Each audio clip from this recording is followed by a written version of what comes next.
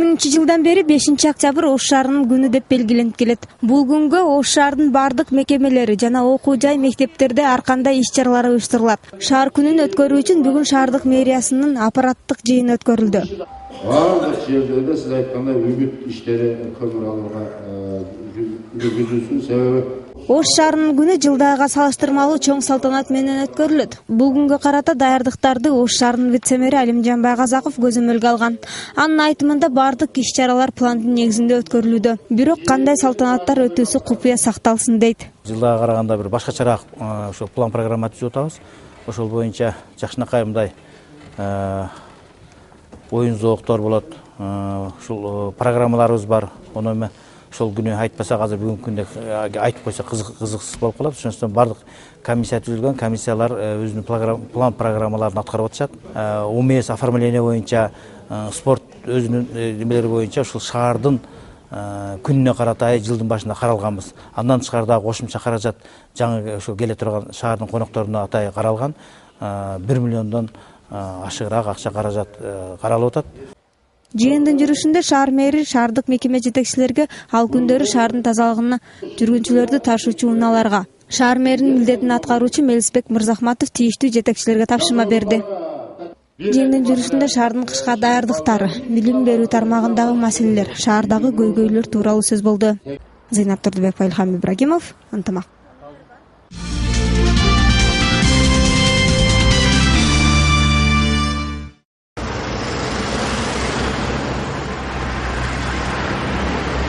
Ош шаарындагы Навай көчөсүндө жаңы көпүрө курулуш иштери башталгандыгына байланыштуу Борбордук базардан өтүүчү жол жабылып, маршруттук каттамдардын багыты өзгөрүлдү. Жүргүнчүлөрдү ташуу агенттиги атайын комиссия менен схемаларын чийип чыктык. Навай көчөсүнө жүрө турган маршруттар негизинен биздин Абдыкадыров көчөсү аркылуу жаңы мост менен, ошондой эле Нурматов көчөсү аркылуу Грен заводдун жанында мост менен жана Ош скверинде Жим көчөсү аркылуу Шайыттөөгө өтүп кетүүчү жол, базарды аралап өтүп кетүүчү жол менен жүрүп атат. Бардык маршруттардын мына кече күнү схемалары колуна берилген шоферлордун. Кече күнү бир аз түшүнбөстүктөр болду, бүгүн бир аз жолго түшүп калды. Жолдун тосулгандыгы унаа тыгындыктарын пайда кылганы менен шаар тургундары нааразы эмес. Алардын айтымында шаардын өнүгүүсү үчүн ар бир жаран түшүнүү менен кабыл алуусу керек дешет. Маршруткалары маршруту өзгөрүлүп, бирок мен ойлойм, мына шаарыбыз аябай өнүгүп атат, жакшы курулуштар түшүп атат. Бул деген эң жакшы нерсе. Мына шаарыбыз жакынкы күндө аябай жакшы неме системасына кирип калат. Ошондуктан бул эң жакшы нерсе да. Эми өзүндүн мынашы шаарды өзгөрүштүрүү боюнча аябай аракет кылып атат. Аракетине дагы рахмат. Чын айтканда, эми пробка боюнча чын айтканда сураганыбызда ушу жүргүнчүлөрүбүз бири-бирибизди убачат этип, бири-бирибизге карап жүрсөк эле биздин ушу пробка болбойт деп мен ойлойм го.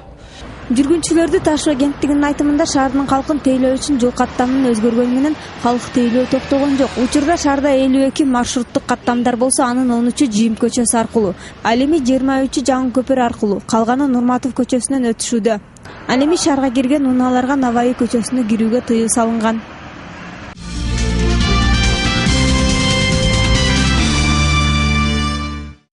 Жолду пробкаларды азайтыш үчүн жолдун четиндеги машиналарды биринчиден алдырыш керек. Анан керектүү жерлерде көпүрөлөрдү салып туруп, кийин көрүнөк жарнактарды деле азыркы күндө көчөлөрдүн боюна чейин чыгып келген. Ошолорду алыш керек. Ал менен биз дээрлик жок кылбасак дагы азайта алабыз. пробканы болтурбаш үчүн тезирээк көпүрөнү бүтүрүш керек. Пробканы болтурбаш үчүн мына шаарда азыр мынандай маалда шаарда пробка көп болуп атат. Пробканы болтурбаш үчүн жолдун боюнда парковкаларды жок кылыш керек. Парковка деп машиналарды туурасынан коюп, эки машина батпайт келе аткан кетип аткан машиналар. Анан азыркы шоферлорубуз дагы анча правилага баш берип билбейт правиланы. Келишип, мындай моюн жоондукка салып эле кызып өтүшөт да, мындай машиналардычы. Правиланы так аткарышпайт. Билбейт экен мында. Жол чараларына ар бир адам өз правиланы жакшы сактаса, ошондо гана пробкалар жок болот эле. Правиланы тилекке каршы көп жаш балдар билбей атат да, окубай эле праваны алып алышып. Каалагандай алдыңан кирип кетет, ояган жүрүштөн деле коркосуң ошо. Пробкага эми чоңойтуш керек көчөнү. Анан КАМАЗдарга жеңил жол салыш керек.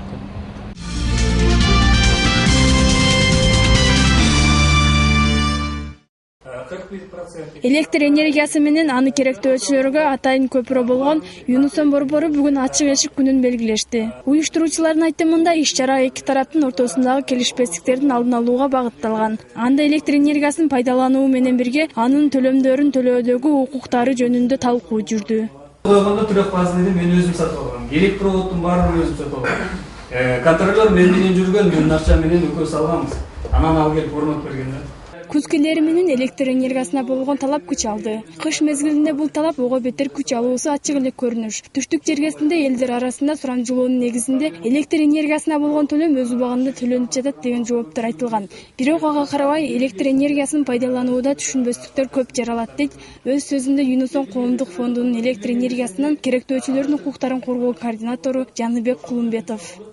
Бүгүнкү күндө жасалып аткан жумуш кайсы абалда болуп калды, биз баштаганга чейин кайсы абалда эле, келечекте кандай багытта жүрөбүз, кандай ишти алып барабыз деген максатта атайын бүгүн иш-чара өткөрүлүп жатат. Бул жерде борборубуздун бир жылдын ичинде аткарган жумуштарынын жыйынтыктары көп жыйынтыктары бар. Алардын баардыгы бир эле мекеменин эки киши аткарып аткан жумушу менен чектелбейт.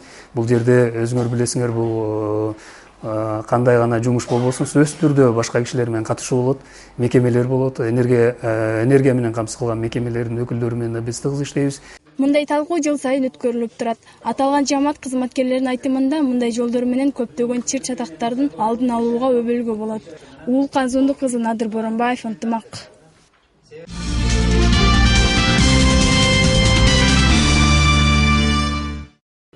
Сорос фонду Кыргызстанда иш алып баргандыгына 20 жыл толду. Анын негизинде бүгүн Ош облустук китепканасынын имаратында фонддун өкүлдөрү жана кызматкерлери катышкан жыйын өткөрүлдү. Иш-чаранын жүрүшүндө Сорос Кыргызстан фонду жана анын бөлүмдөрүнүн жүргүзүп жаткан иштери тууралуу маалыматтар берилди. Андан соң аталган фонд менен кызматташкан мекемелер ыраазычылык баракчалар менен сыйланды. Спасибо вам за признание. Вы молодая организация, и это мы воспринимаем как кредит доверия. Жыйындын жүрүшүндө Сорос Кыргызстан фонду тарабынан ар түрдүү багыттар боюнча өткөрүлгөн тандоодо жеңүүчүлөргө да акчалай сыйлыктар ыйгарылды.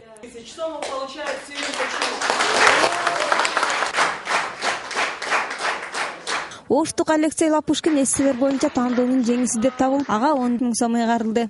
В общем, эта работа, она тоже была. Бул иш мен үчүн чоң мээнетти талап кылды.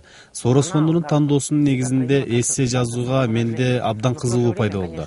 Чынын айтсам, башка тараптарга караганда бул тандоодогу белектердин сыйлоосу да мага бир топ эргүү берди. Нуждаюсь именно в финансах, вот и все. Тандоого катышкан Сергейдин фотосурөттөрү да уюштуруучулар тарабынан бааланды. Я узнал об этом конкурсе. Мен бул тандоо тууралуу жай мезгилинин башталышында эле маалымат топтогон элем. Чынын айтсам, мен бул тандоодо кандайдыр бир орунга ээ болом деп ойлогон эмес элем.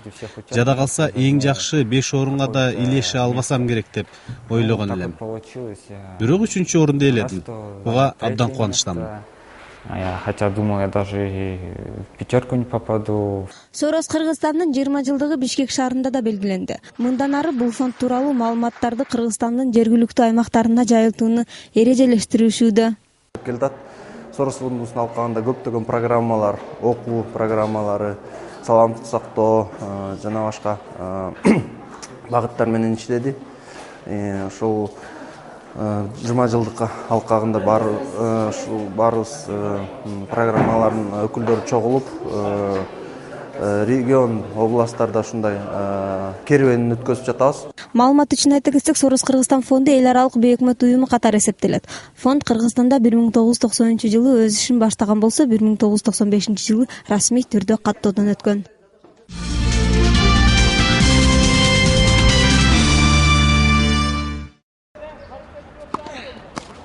20-22 сентябрь күндөрү Ош шаарында чоң теннис боюнча шаардык ачык чемпионат болуп өттү.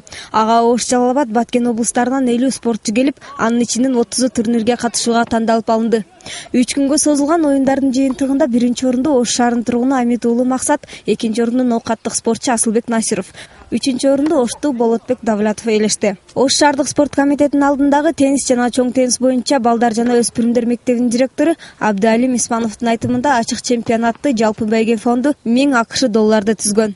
Бир да кыргыз бала, не только кыргыз, вообще бала келген эмес эле. Мына бүгүндөн баштап 300дөй окуучубуз бар.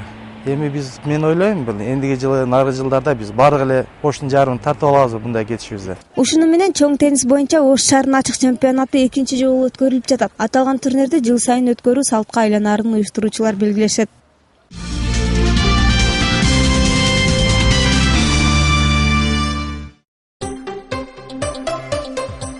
Кыргыз Республикасынын Улуттук банкынын маалыматы боюнча бүгүн Америка доллары 49 сом 5 тыйынды түздү. Евро 66 сом 34 тыйын, Россия рублі 1 сом 53 тыйын, Өзбек сумы 2 тыйын, Тажик самойнеси 10 сом 30 тыйын.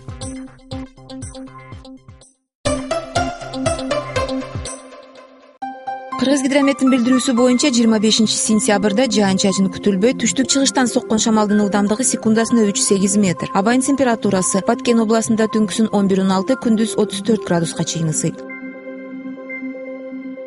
Ош областында түнкүсүн 12-17, күндүз 30-35.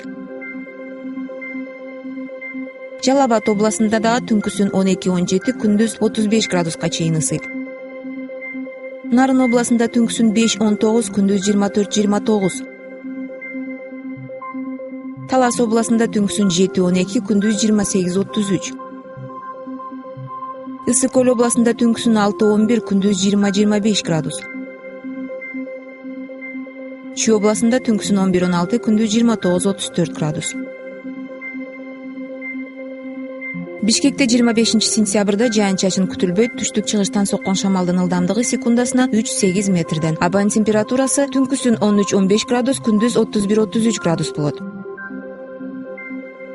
Ошто 25-сентябрда жаан-чачын күтүлбөй, түштүк-чыгыштан соккон шамалдын ылдамдыгы секундасына 3-8 метр. Абайын температурасы түнкүсүн 15-17 градус, күндүз 33-35 градус болот.